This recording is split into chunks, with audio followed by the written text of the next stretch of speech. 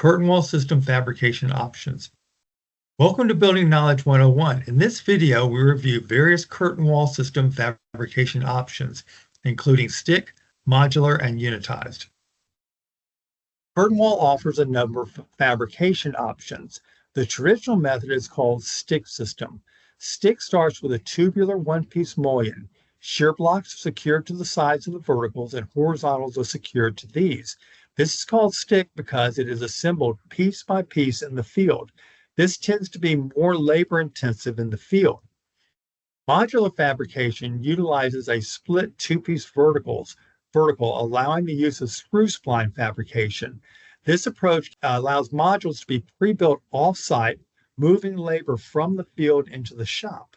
Modules can be individual columns or grouped together into larger panels, which are raised up and interlocked together at the project site. Unitized is not only building modules, but it is glazing them and sending completed modules to the project site to be raised up and anchored one by one.